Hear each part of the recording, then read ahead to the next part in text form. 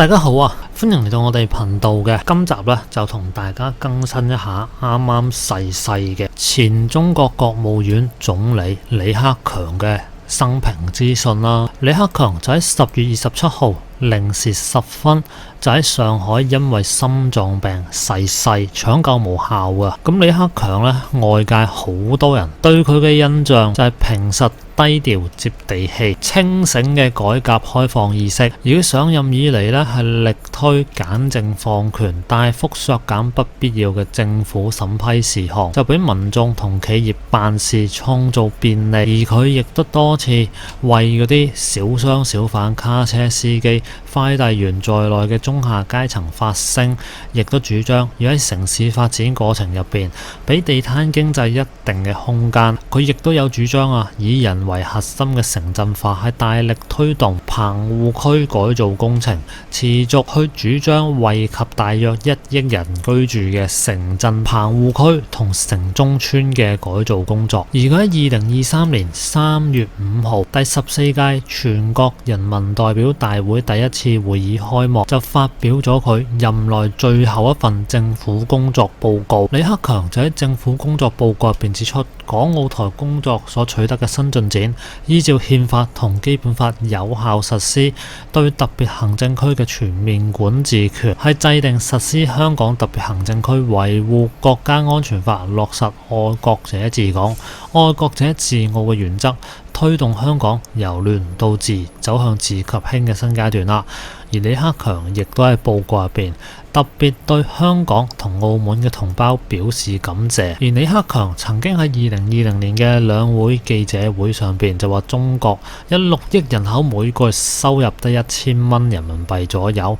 呢一個咁樣嘅講法呢，係受到好多基層民眾嘅好評啊。去到2022年嘅兩會，佢喺記者會上邊提到，今屆政府係受到好大嘅挑戰啊，包括新冠疫情啦，同埋經濟。而李克強就喺今年3月份就結束10年嘅總理生涯卸任之前呢，最後係考察咗國家發改委、財政部，就叮囑大家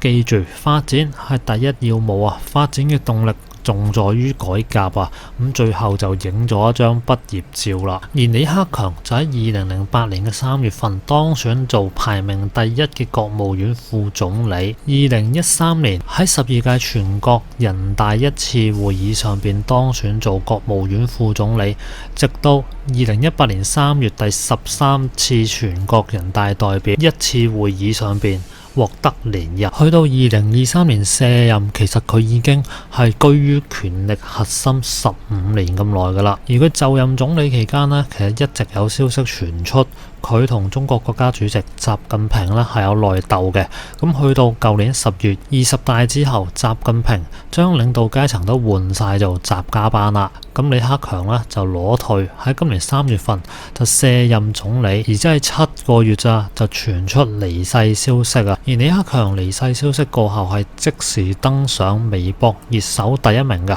唔同嘅社交平台都喺度講緊，有唔少人認為佢嘅死因唔單純，亦都有人認為李克強係黨國元老，係有專屬嘅醫療團隊，有乜可能會因為心臟病逝世呢？咁不過啦，其實中共高層嘅健康狀況咧一直都係秘密嚟嘅，我哋好難知道到底個心臟病係去到啲乜嘢程度啊。但係以今日嘅醫療水平同埋國家領導人所享受到嘅醫療團隊嚟講嘅話，呢一個心臟病就真係有啲突發啦。咁原來李克強呢卸任咗總理之後，最近公開露面係2個月前啊，8月底啊，曾經去過敦煌莫高窟，當時完全睇唔出病態噶，而且望落去個氣色都幾好啊。而李克強就喺安徽一個貧窮嘅鄉下出世嘅，係擁有北京大學經濟學博士嘅顯赫學歷，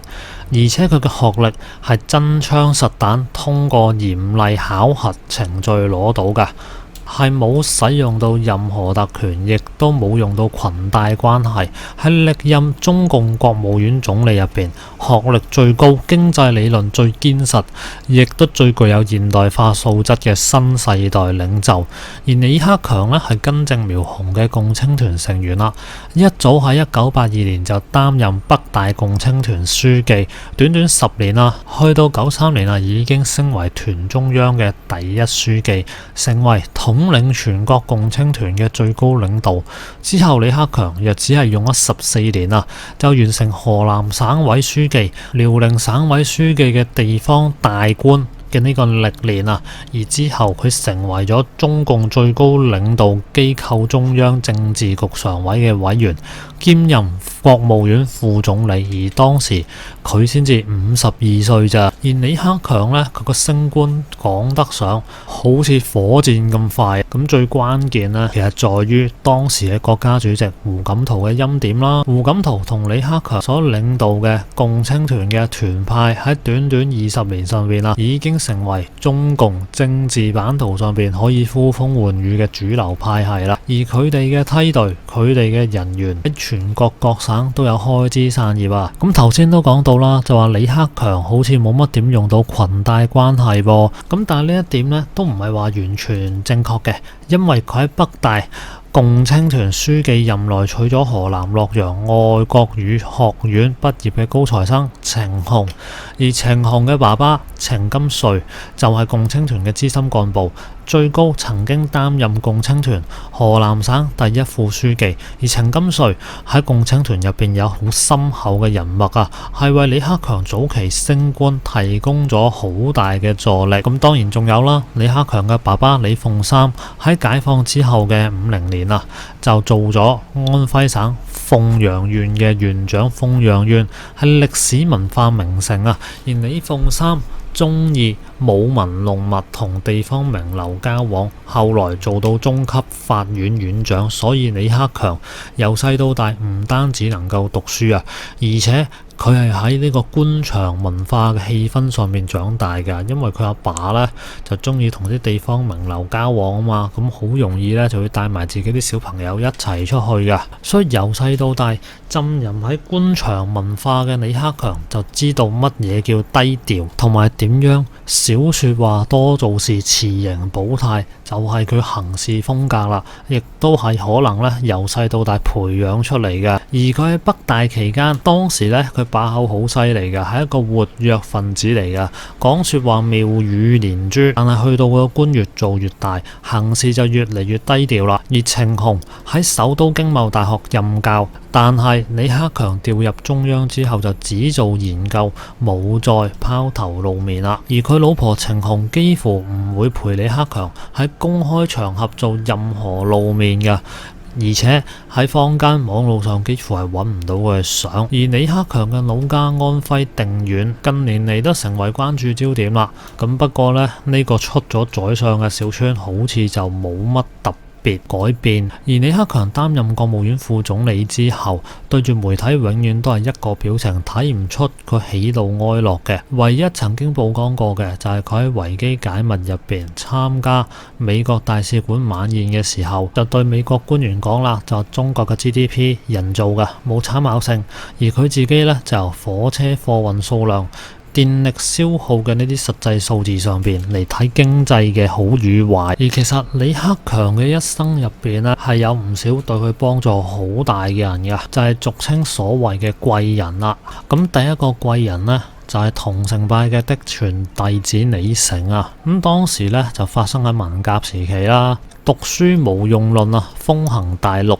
就認為讀書讀得越多越反動啊。而李克強呢，就因為貴人嘅出現，就將人哋荒廢嘅時間用咗落去學習中國傳統文化入邊啦。呢個大貴人就係1906年出世嘅桐城派嫡傳弟子國學大師安徽省文史館館員李成啊。而文革時期，李克強啱啱去到合肥八中，學校停課之後，佢唯有絕學喺屋企啦。佢老豆李鳳三就帶住李克強去拜訪當時住喺安徽省大院嘅李成老先生。李鳳三將李成戲稱為太史公，非常尊敬啊。佢成日同李成談文論道，作詩唱和。咁後來呢，李成決定收李克強做門生，精心栽培。李克強每日都會去李成屋企學1小時嘅國學噶，除咗說文解字、自學方法，仲有古今日事。咁但係啦，由於李成視力唔好啦，年紀大啦，所以呢就為李克強開出讀書目錄啦，要佢強讀《史記》《漢書》《後漢書》《資治通鑑》呢啲國史，仲有《昭明文選》《古文詞類》、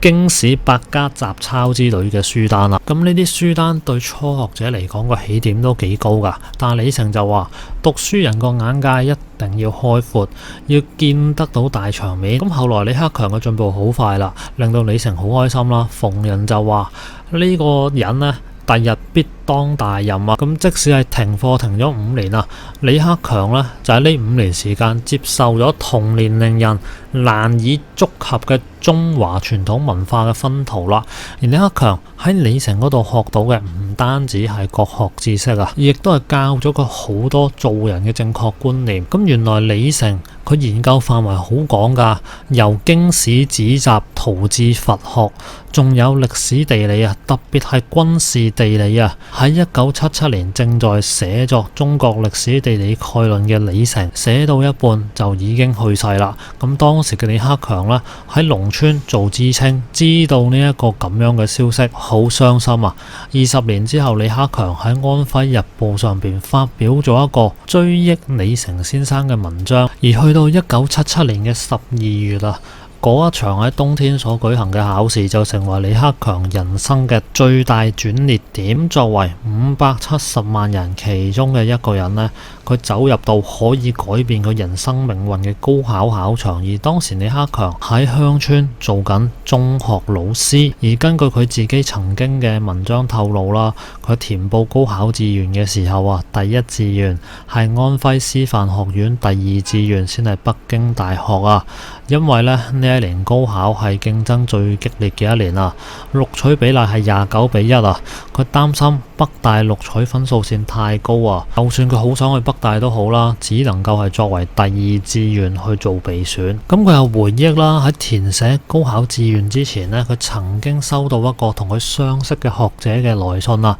而呢個學者呢，早年就畢業喺北大嘅，就知道嗰度呢非常之好，有所謂嘅知識金字塔，所以喺信入邊同佢講要珍惜10年一遇嘅機會啊，要將北大作為唯一嘅選擇啊。而佢自己講到啦，話當時啊，自己多數時間呢係同啲鄉親一齊為生存而努力啊，幾乎唔敢有任何奢望啊。佢亦都係響第一志願嗰度填寫咗佢哋省嘅一所師範學院嘅名啦。而聽講呢，師範學院嗰度讀書係唔使俾錢嘅，但係佢仍然都係好想去北大啊。於是又喺第二志願嗰度寫咗北大，大概就係因為北大有優先權啦，北大就冇介意到佢呢一種咁不敬嘅做法，竟然就錄取咗李克強。其實由呢一點呢，大家都可以睇得到啊，李克強呢個性格好謹慎嘅，就算佢好想去北大都好，佢冇將佢寫第一，而係呢寫咗師範大學做第一先，要保證自己係能夠離開農村啊，而且佢亦都為屋企考慮啦，係選擇第一項呢係唔使為自己父母增添負擔嘅師範學校啊。咁第二個貴人呢，就係憲法專家龔長瑞。咁北大嘅法學系係擁有好好嘅師資設備啊，當中最著名嘅就係學貫中西嘅憲法行政學家龔長瑞。龔長瑞早年專治政治學，曾經去過英國深造，對西方嘅政治法治有親身體會。而當時北大嘅老師都唔敢談論西方嘅憲政之類嘅事情啦，而龔長瑞就重點介紹西方憲政。去到1978年嘅2月，著名學者梁漱溟喺政治直屬小組會議上邊就中國法制問題發言嘅時候，就強調當前中國憲法係一紙空文啊，治理國家靠人人治唔係法治。咁去到1979年，中國先有咗自己嘅第一部刑法，而李克強就係工場稅嘅得意門生啦。而喺大學期間，李克強就寫咗論文啦，《法治機器與社會系統信息及控制》，以現代控制論同系統論去解釋法學問題啊，係俾學校評為優秀論文。同時佢亦都係翻譯咗英國憲法史綱作為法律系嘅教學參考書，而且李克強仲以第一譯者嘅身份翻譯咗英國著名法官丹寧勳爵嘅名著《法律的正確程序》呢一本書啊，係一版再版，好受歡迎噶。而北大法律系好多老師都將77級嘅82個學生稱為佢哋係嘅黃埔一期啊，就話佢哋思想活躍，一般學生係唔能夠比較噶。而喺呢一批活躍嘅人入邊，李克強係認為佢係當中嘅佼者。而第三個貴人呢，就係馬錫光啦，而馬錫光為佢帶嚟呢，就係仕途際遇。1982年1月啊，李克強大學畢業啦，佢喺北大幾千個畢業生入邊評為27名優秀畢業生之一。當時好多同學都去美國或者法國留學啦，李克強都準備留學美國，按照佢嘅水平呢，基本上係一定可以去得到嘅。但係北京大學中央黨委副書記馬錫光先後10幾次就揾李克強談話，就要求佢留任擔任北大共青團嘅書記。喺佢嘅反覆動員之下，李克強最終就冇去美國，留低咗喺學校啦。做咗北大團委書記之後，李克強喺1980年代校外其他行業嘅團幹部入邊顯得好另類啦。當時李克強呢，經常公開對一啲重大嘅政治社會議題發表睇法，係令到其他領域嘅團幹部唔太中意啊。於是乎1982年北京市共青團7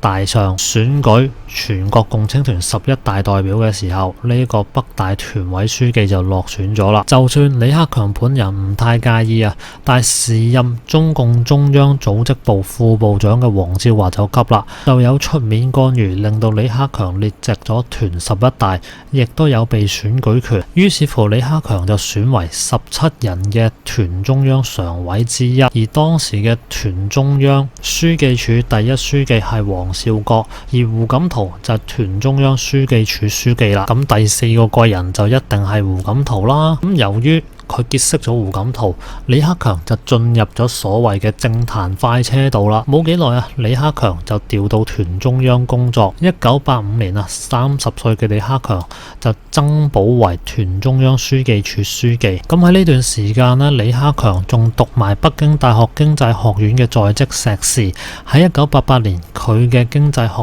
碩士畢業論文就係農村工業化結構轉換中嘅選擇，指導老師就係經濟學家蕭卓基。冇諗到啊，25年之後，李克強做到中共國務院總理，而佢力推嘅就係農村嘅城鎮化啦。咁呢個城鎮化呢，係同佢論文可以講得上係直接相關啊。去到1995年，李克強就攞到在職博士學位，而佢嘅導師就係經濟學家厲以寧啊。喺厲以寧咁多本著作入邊，《走向繁榮的戰略選擇》呢個書署名係厲以寧、李克強、李元素、孟曉蘇。呢本書呢，係將後邊3個在職博士以前嘅論文整理而成嘅。而呢本書呢，後來聽講啊，好多嘅觀點已經係演變成為實施緊嘅政策啊。咁亦都有唔少人讚佢哋水平高啦。喺1998年嘅6月啊，李克強係出任河南省嘅副書記，44歲已經做到當時中國最年輕嘅省長啊。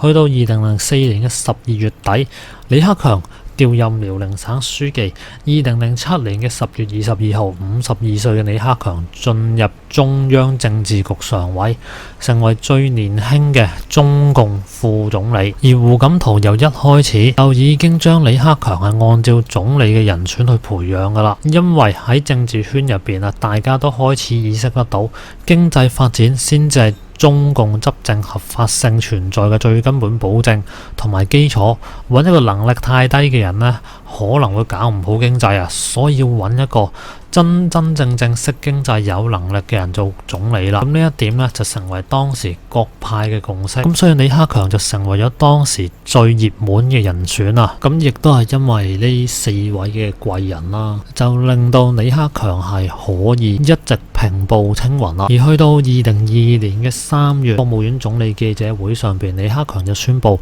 將會係佢擔任總理嘅最後一年啦。而之後新華社發表文章就暗示李克強係主動退位嘅。咁最後就喺2023年嘅10月26號，因為突發性嘅心臟病全力搶救無效，10月27號0時10分上海逝世，享年